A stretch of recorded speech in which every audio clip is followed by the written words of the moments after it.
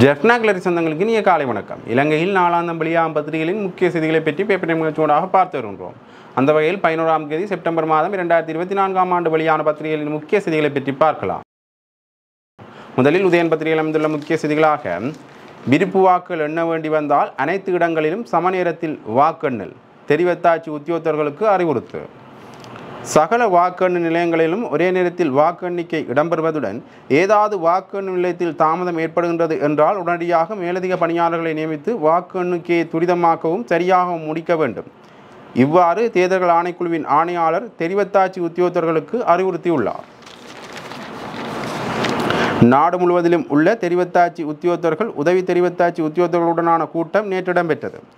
இதன்போது தேர்தலுக்கான ஏற்பாடுகள் தொடர்பில் பேசப்பட்டது. தேர்தல் நெருங்குவதால் மாவட்ட செயலர் பதவிக்கான பணிகளை விட தெரிவத்தாட்சி உத்தியோகத்தர்கள் பணிக்கு முக்கியத்துவம் கொடுத்து செயற்படுமாறு தேர்தல்கள் ஆணையாளர் கோரியுள்ளார்.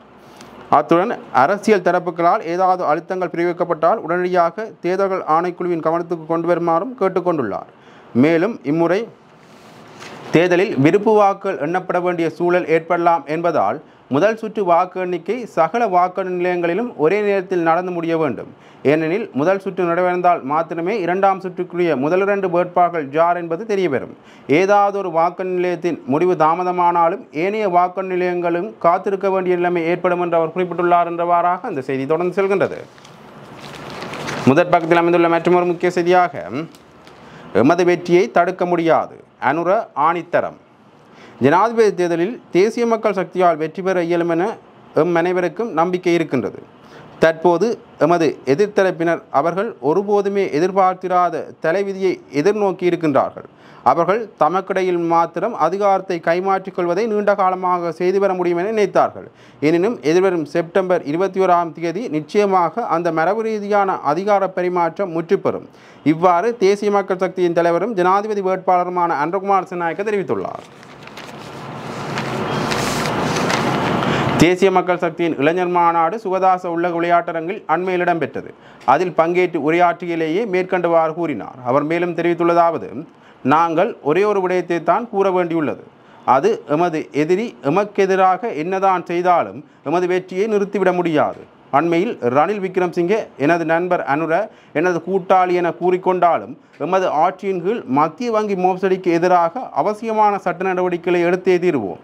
கடந்த காலத்தில் அவர் மதுபான சாலைக்கான அனுமதிகளை வழங்கியமை தொடர்பில் விசாரணைகள் மேற்கொள்ளப்பட்டு வருகின்றன.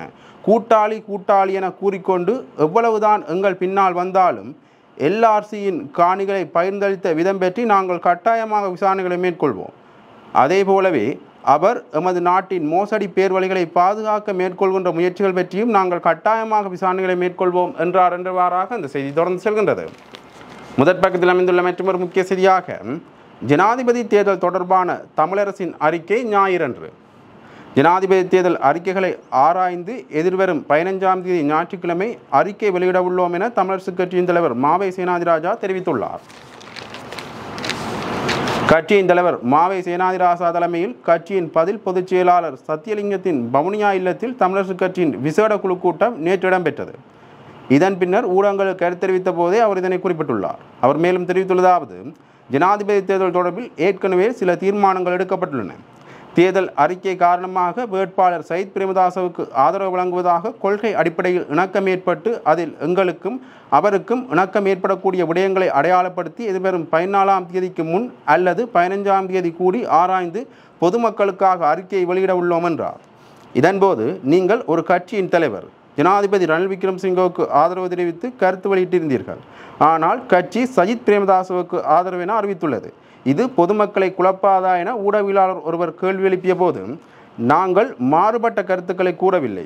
நான் ஆரம்பத்திலும் கூறிய கருத்து, கட்சி கூட்டத்தில் நான் கலந்து கொள்ளவில்லை. அவர்கள் எடுத்த தீர்மானம் என்ன என்ற விளக்கம் எனக்கு தேவைப்பட்டிருந்தது. அப்போது கட்சி முன்வைத்த கருத்தை ஆராய்ந்து அதனை மக்கள் மத்தியில் முன்வைப்போம் எனத்தான் கூறினேன். பத்திரிகை ஒன்று ஏதோ தேடி பிடித்து தலைப்புச் செய்தியாக ஒன்றை பிரசுரித்ததை பார்த்து நான் மாறுபட்டு சொன்னேன் என கூற முடியாது. இப்பொழுதும் கட்சி எடுத்த முடிவு தொடர்பில் பேசினோம். இறுதி முடிவுதான் முக்கியமானது. இன்றும் அதில் என்ன மாற்றங்கள் திருத்தங்கள் செய்யப்பட வேண்டும் எனவும் கதைத்துள்ளோம். அதற்கு பொருத்தமாக அறிக்கைகளை பொதுமக்களுக்கு வழங்குவோம். கட்சியின் பலம் மக்களின் பலம் என்பவற்றை ஆராய்ந்து ஜனநாயக ரீதியாக அதனை சரியாக மேம்படுத்த வேண்டும். அதற்கேற்ப பொருத்தமான ஒரு அறிக்கையை தேவைப்பட்ட திருத்தங்களுடன் இறுதியாக வெளியிடுவோம். அதுதான் எமது இறுதி அறிக்கையாக இருக்க முடியும். அது பற்றியே பேசி வருகின்றோம் என தெரிவித்தார் என்றவாறாக அந்த செய்தி காணப்படுகின்றது. முதற் பக்கத்தில் அமைந்துள்ள மற்றொரு முக்கிய செய்தியாக, பிள்ளைகளின் எதிர்காலத்துக்காக சிலிண்டருக்கு வாக்கெடுக்க கிளிநொச்சியில் ரணில் கோரிக்கை. சயித் அல்லது அன்ரோவின் எதிர்காலத்தை அல்ல, தமது பிள்ளைகளின் எதிர்காலத்தை நினைத்து இந்த நாட்டு மக்கள் செப்டம்பர் 21ஆம் தேதி எரிவாயு சிலிண்டருக்காக வாக்களிக்க வேண்டும் என ஜனாதிபதி ரணில் விக்ரமசிங்கே கேட்டுக்கொண்டுள்ளார். கிளிநொச்சியில் நேற்று பிற்பகல் இடம்பெற்ற இயலும் ஸ்ரீலங்கா பேரணியில் கலந்து கொண்டு உரையாற்றும் போதே ஜனாதிபதி இதனை குறிப்பிட்டார். ஜனாதிபதி மேலும் தெரிவித்துள்ளதாவது, அண்மைய பொருளாதார வீழ்ச்சியை தொடர்ந்து மக்கள் படும் துன்பத்தை போக்க சயித்தோ அல்லது அன்ரோவோ முன்வரவில்லை. உலகெங்கிலும் உள்ள அரசு தலைவர்களை சந்தித்து உரம் எரிபொருள் கேட்டபோது சயித்தும் அன்ரோவும் தேர்தலை நடத்துமாறு கோரினர். மக்களின் வலிக்கு மத்தியில் தேர்தல் நடத்துமாறு கோரியும் வேலைநிறுத்தம் நடத்தியும் நாட்டை சீர்குலைக்க முயன்ற தலைவர்களை நம்ப முடியாது என்று அவர் குறிப்பிட்டுள்ளார் என்றவாறாக இந்த செய்தி தொடர்ந்து செல்கின்றது. முதற் பக்கத்தில் அமைந்துள்ள மற்றொரு முக்கிய செய்தியாக, சஜித் வெற்றி பெற்றதும் நாடாளுமன்ற கலையும் ஐக்கிய மக்கள் சக்தியின் அஜித் பி பெரேரோ தெரிவிப்பு. ஸ்ரீலங்கா ஜனாதிபதி தேர்தலில் சயித் பிரேமதாச வெற்றி பெற்றால் செப்டம்பர் மாதம் 23ஆம் தேதியுடன் நாடாளுமன்றம் கலைக்கப்படும் என்று ஐக்கிய மக்கள் சக்தியின் பிரதம நிறைவேற்று அதிகாரியான முன்னாள் இராஜாங்க அமைச்சர் அஜித் பி பெரேரோ தெரிவித்துள்ளார். இது தொடர்பில் அவர் மேலும் தெரிவித்துள்ளதாவது, ஜனாதிபதி தேர்தலில் சயித் பிரேமதாச நிச்சயம் வெற்றி பெறுவார். அவர் முதல் சுற்றிலேயே 50% மேற்பட்ட வாக்குகளை பெற்று விடுவார். வடக்கு கிழக்கு மற்றும் மலையத்தில் அன்றகுமார் நாயக்கவுக்கு ஆதரவில்லை. ரணிலாலும் முன்னோக்கி செல்ல முடியாது. அனைத்தின மக்களின் ஆதரவும் சயித்துக்குத்தான் உள்ளது. ஜனாதிபதி தேர்தலில் சயித் பிரேமதாச வெற்றி பெற்றால் 23 அல்லது 24ஆம் தேதி நாடாளுமன்றம் கலைக்கப்படும். இடைக்கால அரசொன்று அமைக்கப்படும். ஆளுநர் பதவிகளில் மாற்றம் செய்யப்படும் என்றார் என்றவாறாக இந்த செய்தி காணப்படுகின்றது. முதற் பக்கத்தில் அமைந்துள்ள மற்றொரு முக்கிய செய்தியாக, வடமாகாணத்துக்கு வருகிறார் சஜித். ஐக்கிய மக்கள் கூட்டணியின் ஜனாதிபதி வேட்பாளர் சயித் பிரேமதாச வரும் 15ஆம் தேதி மீண்டும் வடமாகாணத்துக்கு வரவுள்ளார். யாழ்ப்பாணம் மற்றும் கிளிநொச்சி மாவட்டங்களில் தேர்தல் பரப்புரைகளில் ஈடுபடுவதற்காகவே அவர் இவ்வாறு வரவுள்ளார் என்று ஐக்கிய மக்கள் சக்தியின் பொதுச் செயலாளர் ரஞ்சித் மத்தும பண்டார தெரிவித்துள்ளார். ஜனாதிபதி தேர்தலுக்குரிய பிரசார நடவடிக்கையில் இது வரும் 18ஆம் தேதி நள்ளிரவுடன் முடிவுக்கு வருகின்றது. சயித்தின் கடைசி பரப்புரை கூட்டம் 18ஆம் தேதி கொழும்பை மையப்படுத்தியதாக அமைய உள்ளது என்றவாறாக அந்த செய்தி காணப்படுகின்றது. இவை உதயன் பத்திரிகையில் அமைந்த முக்கிய செய்திகள். இனி வலம்புரி பத்திரிகையின் முக்கிய செய்திகளை பற்றி பார்க்கலாம். வலம்புரி பத்திரிகையின் முதற் பக்கத்தில் அமைந்துள்ள முக்கிய செய்திகளாக, 13ஆம் திருத்தத்தை முழுமையாக அமுலாக்கி இனப்பிரச்சினைக்கு அரசியல் தீர்வை காண்க ஐநாவில் இந்தியா வலியுறுத்து. மாகாண சபைகளை இயங்கச் செய்வதன் ஊடாக நல்லிணக்கத்தை கட்டியெழுப்ப முடியும். சமத்துவம், நீதி, சமாதானம் ஆகியவற்றில் தமிழ் மக்களுக்கு முன்னுரிமை அளிக்க வேண்டும். ஐக்கிய நாடுகள் மனித உரிமைகள் பேரவையின் 57வது கூட்டத்தொடர் நேற்று முன்தினம் திங்கட்கிழமை பேரவையின் தலைவர் ஓமர் ரிபர் தலைமையில் ஆரம்பமானது. இலங்கையின் மனித உரிமைகள் நிலவரம் குறித்து இந்தியா சார்பில் உரையாற்றிய பிரதிநிதி, இலங்கையுடனான உறவை பொறுத்தமட்டில் தமிழ் மக்களுக்கான சமத்துவம், நீதி, சமாதானம் ஆகியவற்றுக்கும் மறுபுறம் இலங்கையின் இறையாண்மை, சுயாதீனத்துவம் ஆகியவற்றுக்கும் முன்னுரிமை அளித்து வருவதாக குறிப்பிட்ட இந்திய பிரதிநிதி, அரசியலமைப்புக்கான 13ஆம் திருத்தத்தை முழுமையாக நடைமுறைப்படுத்துவதன் ஊடாகவும் மாகாண சபை தேர்தல்களை விரைவாக நடத்தி மாகாண சபைகளை இயங்கச் செய்வதன் ஊடாகவும் நல்லிணக்கத்தை கட்டியெழுப்ப முடியும் என நம்பிக்கை வெளியிட்டுள்ளார். மேலும் அதற்குரிய நடவடிக்கைகளை இலங்கை அரசாங்கம் முன்னெடுக்க வேண்டும் என வலியுறுத்திய அவர், எதிர்வரும் 21ஆம் தேதி இலங்கையில் நடைபெறவிருக்கும் ஜனாதிபதி தேர்தலிலும் அதற்கு பங்களிப்பு செய்யும் என நம்பிக்கை வெளியிட்டுள்ளார் என்றவாறாக அந்த செய்தி காணப்படுகின்றது. முதற் பக்கத்தில் அமைந்துள்ள மற்றொரு முக்கிய செய்தியாக, 5 இராஜாங்க அமைச்சர்கள் ஜனாதிபதியினால் பதவி நீக்கம். 5 இராஜாங்க அமைச்சர்களை ஜனாதிபதி ரணில் விக்ரமசிங்கே அதிரடியாக அமுலுக்கு வரும் வகையில் பதவி நீக்கியுள்ளார். அதன்படி மகளிர் மற்றும் சிறுவர் அலுவலர்கள் இராஜாங்க அமைச்சர் கீதா சமன்லி குமாரசிங்க, நீர்ப்பாசனம் மற்றும் நீர்வளங்கள் இராஜாங்க அமைச்சர் சசீந்திர ராஜபக்ச, நகர அபிவிருத்தி மற்றும் வீடமைப்பு இராஜாங்க அமைச்சர் தேனுக விதான கமகே, சிறிய மற்றும் நடுத்தர அளவிலான தொழில் முயற்சிகள் அபிவிருத்தி இராஜாங்க அமைச்சர் பிரசன்ன ரணவீன, மின்சக்தி மற்றும் பெல்சக்தி இராஜாங்க அமைச்சர் டிவி சானக ஆகியோர் உடனடியாக அமலுக்கு வரும் வகையில் பதவியில் இருந்து நீக்கப்பட்டுள்ளனர் என்றவாறாக இந்த செய்தி தொடர்ந்து செல்கின்றது. முதற் பக்கத்தில் அமைந்துள்ள மற்றொரு முக்கிய செய்தியாக, சயித்துடன் கலந்துரையாடுவோம், சுமந்திரன் எம்பி தெரிவிப்பு. சயித் பிரேமதாசவின் தேர்தல் விஞ்ஞாபனத்தில் தெரிவிக்கப்பட்டுள்ள விடயங்களுக்கான கால வரையறைகள் தொடர்பில் அவருடன் நான் கலந்துரையாடி விசேட குழுவிற்கு அறிவிப்பேன். எனவே மத்திய செயற்குழு கூட்டமும் ரத்து செய்யப்பட்டுள்ளது என பாராளுமன்ற உறுப்பினரும் தமிழரசுக் கட்சியின் ஊடக பேச்சாளருமான எம்.ஏ. சுமந்திரன் தெரிவித்துள்ளார். நேற்று செவ்வாய்க்கிழமை வவுனியாவில் இடம்பெற்ற தமிழரசுக் கட்சியின் விசேட குழு கூட்டம் தொடர்பில் அவரிடம் தொலைபேசியில் தொடர்பு கொண்டு கேட்டபோதே இவ்வாறு தெரிவித்துள்ளார். தொடர்ந்தும் நேற்றைய கூட்டம் தொடர்பில் அவர் கருத்து தெரிவிக்கையில் 14ஆம் தேதி நடைபெற இருந்த மத்திய செயற்குழு கூட்டம் ரத்து செய்யப்பட்டுள்ளது. ஏற்கனவே கட்சியின் மத்திய செயற்குழு முடிவெடுத்ததன் காரணமாக மீண்டும் மத்திய செயற்குழுவை கூட்ட வேண்டிய தேவையில்லை என்பதனால் அது ரத்து செய்யப்பட்டுள்ளது. தேவை ஏற்படும் பட்சத்தின் பின்னர் கூட்டப்படலாம். தற்போது அதற்கான தேவையில்லை என்பதன் அடிப்படையிலேயே ரத்து செய்யப்பட்டுள்ளது. ஏற்கனவே நாங்கள் சயித் பிரேமதாசவுக்கு ஆதரவென தெரிவித்ததன் அடிப்படையில் அவரது தேர்தல் விஞ்ஞாபனத்தில் குறிப்பிடப்பட்டுள்ள மாகாண சபை விடயம், புதிய அரசியலமைப்பை உருவாக்குவது தொடர்பான விடயம் உட்பட பல்வேறு விடயங்களை நடைமுறைப்படுத்துவதற்கான கால வரையறை தொடர்பாக சயித்துடன் பேசி ஒரு இணக்கப்பாட்டுக்கு வருவது என முடிவு எட்டப்பட்டுள்ளது. இதன் அடிப்படையில் குறித்த கால வரையறைகள் தொடர்பாக சயித் பிரேமதாசவுடன் நான் கலந்துரையாடியதன் பின்னர் அதில் எட்டப்பட்ட தீர்மானங்களை இந்த விசேட குழுவிற்கு அறிவிப்பது எனவும் இங்கு கலந்துரையாடப்பட்டுள்ளது என்றவாறாக அந்த செய்தி காணப்படுகின்றது.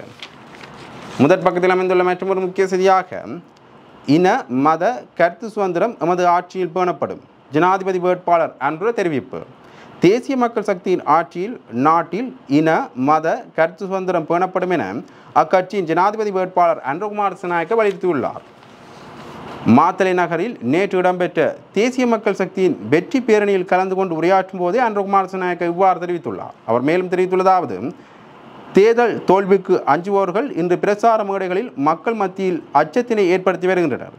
எனது வெற்றி நாட்டு மக்களின் வெற்றியாகும். தேசிய மக்கள் சக்தியினால் 100க்கு 3% வாக்குகளை மாத்திரமே பெற முடியும் என எதிர்த்தரப்பு வேட்பாளர்கள் தெரிவித்தனர். ஆனால் தற்போது அவ்வாறு அவர்கள் கூறுவதில்லை. தேசிய மக்கள் சக்தி வெற்றி பெற்றால் அசம்பாவிதங்கள் இடம்பெறும் என கூறி வருகின்றனர். அதாவது தேர்தலில் தேசிய மக்கள் சக்தி வெற்றி பெறும் என்பதை எதிர்த்தரப்பு வேட்பாளர்கள் நன்கு அறிவார்கள். அதனாலேயே சமூகத்தில் போலியான விமர்சனங்களை முன்வைத்து வருகின்றனர் என்று அவர் குறிப்பிட்டுள்ளார் என்றவாறாக அந்த செய்தி தொடர்ந்து செல்கின்றது. 5ஆம் பக்கத்தில் அமைந்துள்ள முக்கிய செய்தியாக, இன்னும் 2 வாரங்களில் சாதாரணதர பரீட்சை பெறுபவர்கள். 2023ஆம் ஆண்டுக்கான கல்வி பொதுத்தராதர சாதாரண பரீட்சையின் பெறுபவர்கள் இம்மாதத்திற்குள் வெளியிட எதிர்பார்க்கப்படுவதாக பரீட்சை ஆணையாளர் நாயகம் அமித் ஜெயசுந்தர் தெரிவித்துள்ளார். நேற்று இடம்பெற்ற ஊடகவியலாளர் சந்திப்பில் கலந்து கொண்ட அவர் கல்வி பொதுத்தராதர சாதாரண பரீட்சையின் பெறுபவர்கள் இறுதிக்கட்டத்தில் உள்ளதாக குறிப்பிட்டார். சாதாரண பரீட்சை பெறுபவர்கள் தற்போது இறுதிக்கட்டத்தை எட்டியுள்ளன. அந்த பரீட்சை பெறுபவர்களை இம்மாதத்துக்குள் வழங்குவதற்கு தயாராக உள்ளோம் என தெரிவித்துள்ளார் என்றவாறாக அந்த செய்தி காணப்படுகின்றது. இவை விளம்பர பத்திரிகையில் அமைந்த முக்கிய செய்திகள். இனி தினக்குரல் பத்திரிகையின் முக்கிய செய்திகளை பற்றி பார்க்கலாம். தினக்குரல் பத்திரிகையின் முதற் பக்கத்தில் அமைந்துள்ள முக்கிய செய்திகளாக, தமிழ் பொது வேட்பாளர் மீதான அச்சத்தால் வடகிழக்கில் முகாமிடும் தென்பகுதி வேட்பாளர்கள். பொங்கு தமிழ், எழுக தமிழ், பொத்துவில் தொடக்கம் பொலிகண்டி போன்று இத்தேர்தலிலும் தமிழர்கள் எழுச்சி கொள்ள வேண்டும். தமிழின படுகொலைக்கு உதவிய சர்வதேசத்தை கேள்வி கேட்கும் தேர்தல் முடிவாக இருக்க வேண்டும். இனியும் தமிழர்கள் சிதறடிக்க முடியாது என்பதை காண்பிப்போம். அரியநேந்திரன் தெரிவிப்பு. தமிழ் பொது வேட்பாளர் நிறுத்தப்பட்டதன் பின்னர் தெற்கில் உள்ள பிரதான வேட்பாளர்கள் தெற்கில் பிரசாரங்களை முன்னெடுக்காமல் வடகிழக்கில் தினமும் முகாமிட்டு வருகின்றனர். தமிழ் மக்கள் ஒன்று திரண்டுள்ளது கண்டு அவர்கள் அச்சமடைந்துள்ளனர் என ஜனாதிபதி தேர்தலில் போட்டியிடும் தமிழ் பொது வேட்பாளர் அரியநேந்திரன் தெரிவித்துள்ளார். வடக்கில் முன்னெடுக்கப்பட்டு வந்த நமக்காக நாம் தேர்தல் பிரச்சார நடவடிக்கைகள் மட்டக்களப்பு மாவட்டத்தில் திங்கட்கிழமை ஆரம்பித்து வைக்கப்பட்டன. இதன்போது கருத்து தெரிவித்த பொது வேட்பாளர் அரியநேந்திரன், இந்த தேர்தலில் தமிழ் பொது வேட்பாளர் வெற்றி பெற வேண்டும் என்று வடகிழக்கில் மக்கள் மத்தியில் மகிழ்ச்சியை தெரிவித்துக் கொள்கின்றேன். தென்பகுதியில் இருக்கும் வேட்பாளர்கள் இங்கு பிரச்சாரம் செய்வதை காண முடியவில்லை. அவர்கள் இப்போது வடகிழக்கில் முகாமிட்டுள்ளனர் என்றால் மக்கள் ஒன்றை புரிந்து கொள்ள வேண்டும். அவர்களுக்கு ஒரு அச்ச நிலைமை ஏற்பட்டுள்ளது. தமிழ் மக்கள் திரட்சியாக ஒற்றுமையாக இருக்கின்றார்கள். அவர்களை நாங்கள் இனி சிதறடிக்க முடியாது என்று என்னை வேட்பாளராக நிறுத்திய பின்னர் அவர்கள் அச்சமடைகின்றார்கள். அதற்காக எனது பெயரை குறிப்பிட்டு பல்வேறுபட்ட பிரச்சாரங்களை தென்பகுதியில் முன்னெடுத்து வருகின்றனர். தமிழ் மக்கள் ஒன்றினை உணர்ந்து கொள்ள வேண்டும். இலங்கையில் ஜனாதிபதியாக சிறுபான்மையினத்தைச் சேர்ந்த தமிழர் ஒருவர் வர முடியாது என்பதால் நாங்கள் பல ஜனாதிபதிகளுக்கு வாக்களித்து ஏமாற்றப்பட்டுள்ளோம். அதனால் ஒற்றுமையாக நாங்கள் எமது பலத்தினை காட்டுவோமேயானால் அது அவர்களுக்கு 8 ஜனாதிபதிகள் எம்மை ஏமாற்றியதற்காக வழங்கிய தண்டனையாக ஏற்றுக்கொள்ள வேண்டுமே தவிர வேறு ஒன்றுமில்லை. அவர்கள் விட்ட தவறுகளை திருத்துவதற்காகவே நாங்கள் இதனை பயன்படுத்துகின்றோம் என்று அவர் குறிப்பிட்டுள்ளார் என்றவாறாக அந்த செய்தி தொடர்ந்து செல்கின்றது. முதற் பக்கத்தில் அமைந்துள்ள மற்றொரு முக்கிய செய்தியாக, கிழக்கில் பிரசாரத்தை ஆரம்பித்த பொது வேட்பாளருக்கு போலீசார் இடையூறு. ஜனாதிபதி தேர்தலில் இம்முறை போட்டியிடும் தமிழ் பொது வேட்பாளர் அரியநேந்திரன் நேற்று அம்பாறையில் தனது பிரச்சாரத்தை முன்னெடுத்த நிலையில் அவரது பிரச்சார நடவடிக்கைகளுக்கு போலீசார் மற்றும் விசேட அதிரடிப்படையினரால் அடிக்கடி இடையூறுகள் ஏற்பட்டன. நமக்காக நாம் எனும் தொனிப்பொருளில் நேற்று செவ்வாய்க்கிழமை தேர்தல் பிரச்சாரத்தை அம்பாறை மாவட்டத்தில் முன்னெடுத்திருந்தார். அவர் தனது குழுவினருடன் பிரச்சாரத்தை முன்னெடுத்த சந்தர்ப்பத்தில் பல்வேறு பகுதிகளில் போலீசார் அவருடன் முரண்பட்டதனை அவதானிக்க முடிந்தது. தனது பிரச்சாரத்தை நேற்று பெரிய நீலாவணை முருகன் கோயில் முன்றலில் இருந்து ஆரம்பித்த வேளை பூஜையில் ஈடுபட்டார். பின்னர் மற்றொரு பிரச்சார நடவடிக்கைக்காக செல்வதற்கு தயாராகி கொண்டிருக்கும் போது அங்கு வந்த பெரிய நீலாவணை போலீஸ் நிலைய பொறுப்பதிகாரி மற்றும் விசேட அதிரடிப்படையினரின் இடையூறினால் முரண்பாடுகள் ஏற்பட்டிருந்தன.